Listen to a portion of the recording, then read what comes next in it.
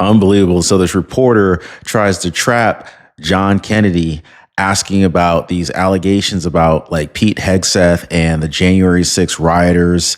And, John Kerry, he nearly passes out with some of these ridiculous questions and allegations. You got to see it for yourself, guys. By the way, appreciate you guys being here. Thanks so much for hitting the like button and for you guys subscribing to the channel. And I also want to thank you so much for sharing these videos. You guys have no idea how much that helps. I really appreciate you guys. Let's jump in. Tell me who you are. Grace, our CBS. Okay, what's your question?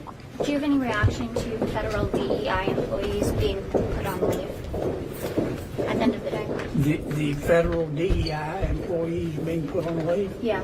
I think. Tell me who you are. Grace, our CBS. Okay, what's your question?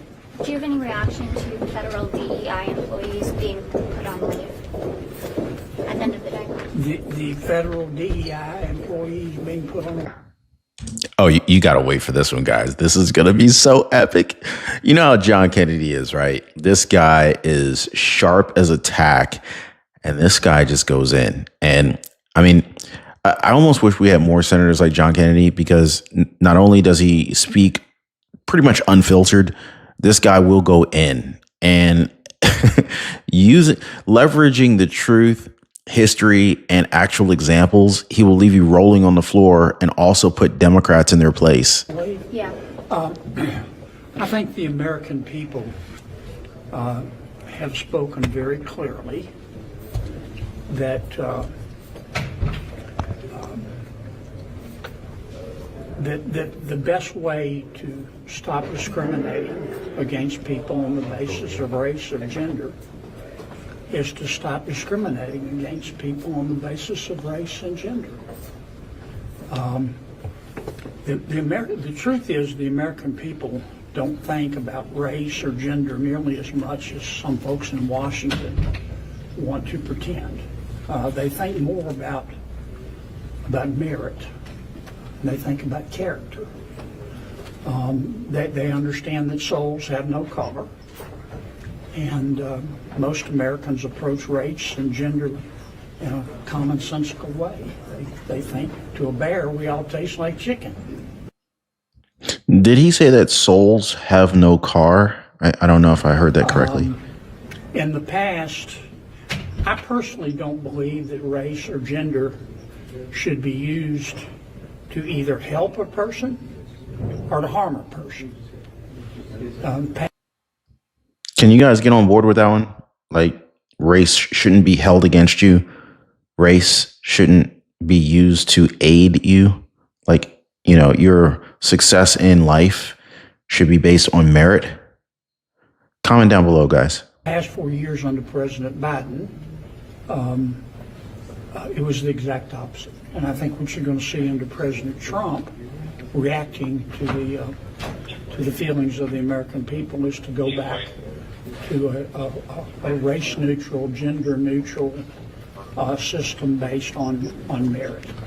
Do you have any concerns about the allegations made in the affidavit about Pete Hegseth from his former sister-in-law? Have you had a chance to review that? I've seen this movie before.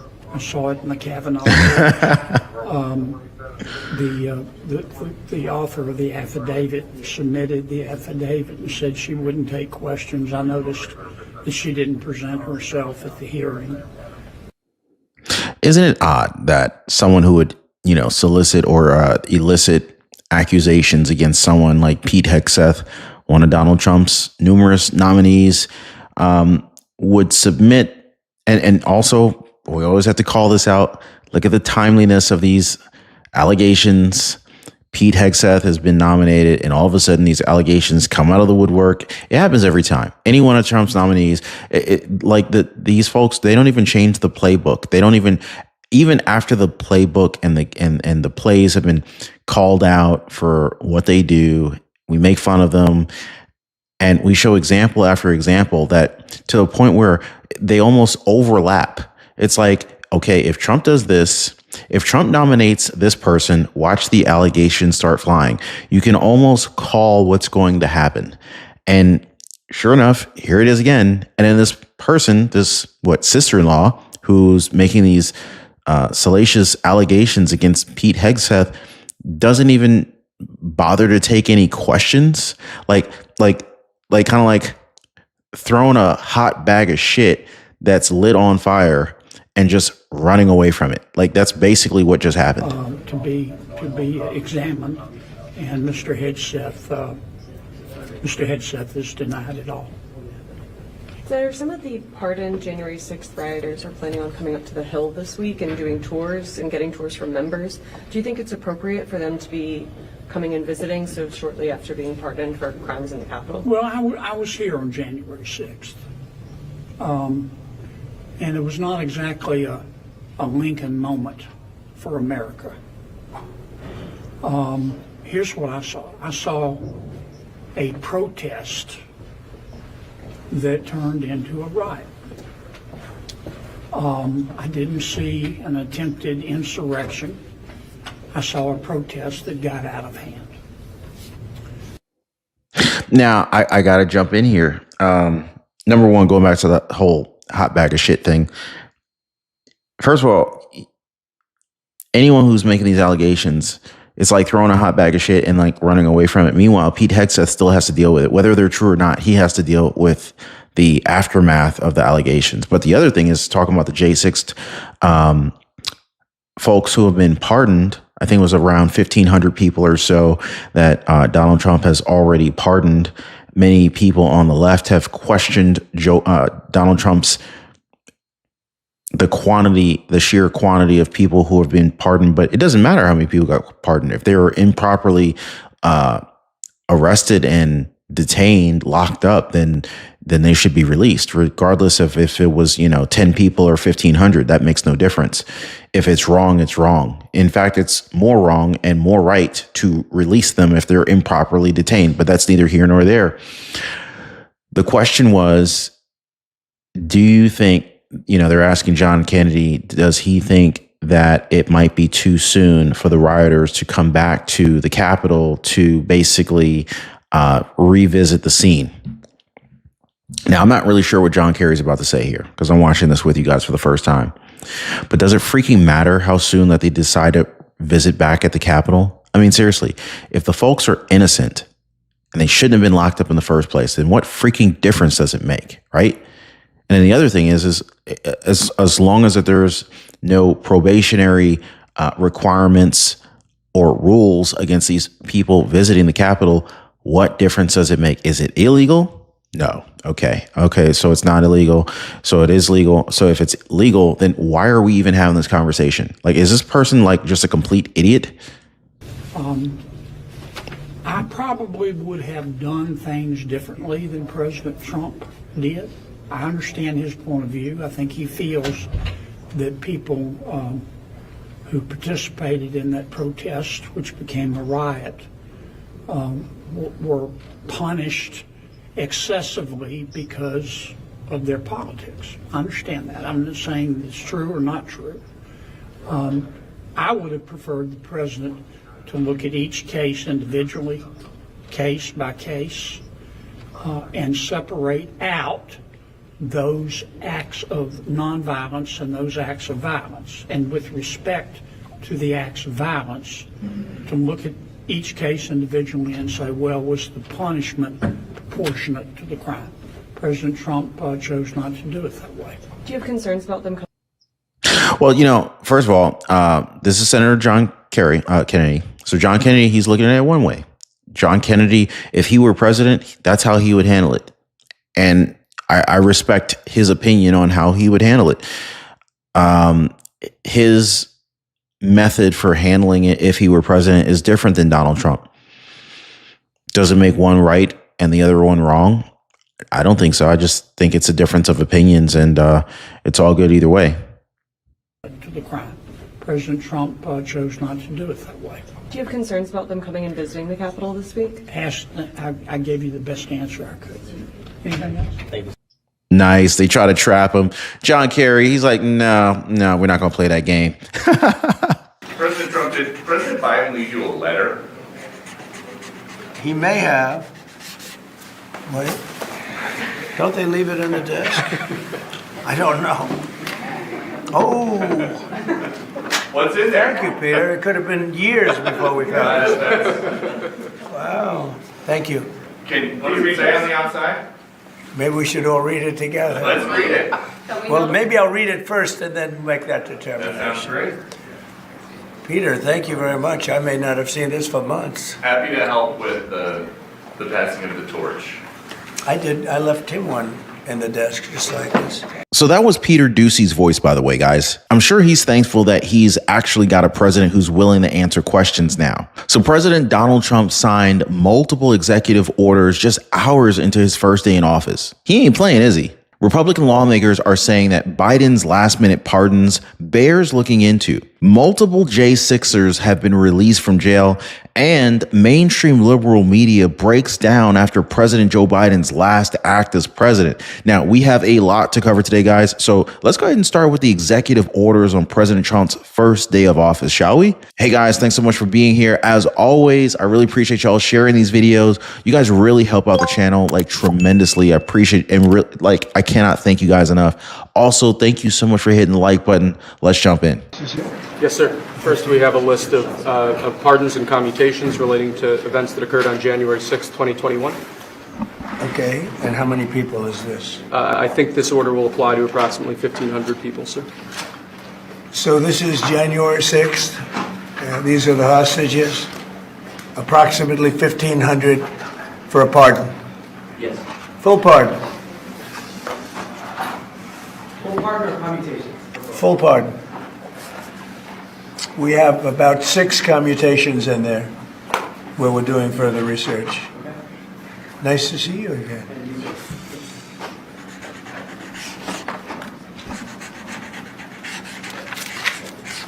So this is a big one. Anything you want to explain about this? We hope they get them. We hope they come out tonight, frankly. They're expecting it. Approximately 1,500 people. Six commutations. Were there any cases? So President Trump just fulfilled one of his promises from his campaign. And I'm going to be honest with you guys. He signed so many freaking executive orders in one sitting. Hope you don't get carpal tunnel with that hand. Anyway, so he was signing these orders as reporters were asking him questions for like almost an hour. Now, I want you guys to just imagine for a second, Joe Biden or even Kamala Harris doing that. Like, are they even capable of doing that? Some people question whether or not they can walk down the hallway and chew gum at the same time. Anyway, President Donald Trump signed multiple executive orders for the U.S.-Mexico border. Now, I know you guys are fully aware that this was one of the deciding factors for so many voters. So I don't think it's really surprising to see the president sign 10 specifically just for the borders. He declared a national emergency at the border. He also is pushing to end birthright citizenship. Hopefully we can put it up for folks. This is part of the U.S. Constitution. So for that one, that's going to be something that's going to be harder to implement, and there will be legal challenges there. But the national security, the national emergency effect, that would be pretty immediate. There's also the end the catch and release of undocumented immigrants. Reinstating remain in Mexico is an interesting one because already we've seen the CPB-1 application, which was set up under the Biden administration as a way to curb people crossing into the southwest border illegally to request asylum. That's going to be something that's already gone. We've already seen migrants at the border crying, saying that they wanted to be using that app. He's also going to resume border wall construction. That's something that could happen in short order. Suspend the refugee resettlement for at least 4 months, and then designate criminal cartels and others as foreign terrorist groups. That's something that could happen in short order. And then to clarify the military's role in protecting the territorial integrity of the United States. That's going to be an interesting one to watch because the big question is, will there be troops on the border? The Trump administration and officials say that that's something that they want to see happen. How quickly we see that happen will be very interesting. There was also the J6ers who the president pardoned. One of them was seen cutting their ankle monitor right after Trump's announcement.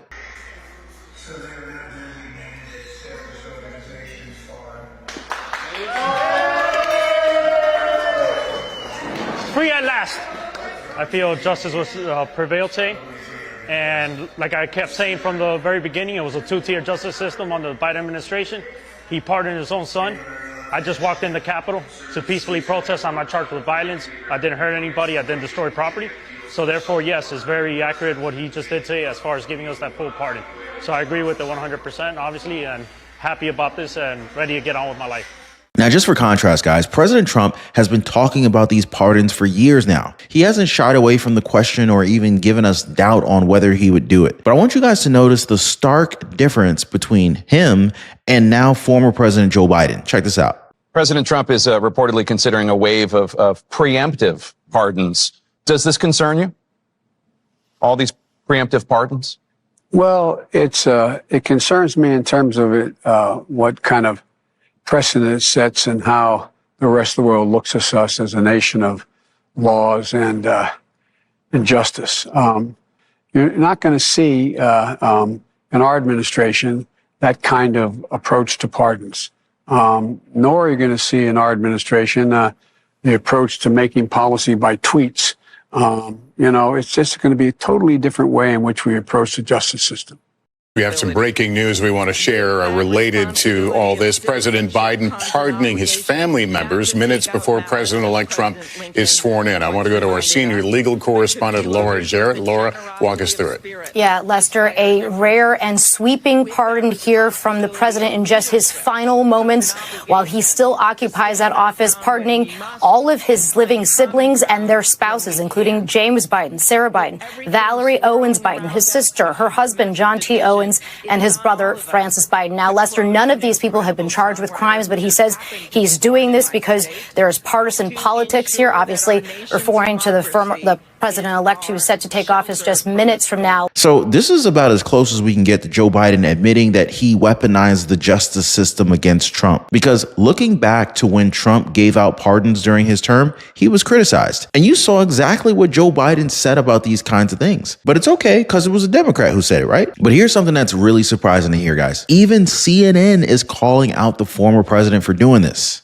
Turns out, Anderson, there was another promise broken. That is exactly how he has ultimately decided to approach the justice system.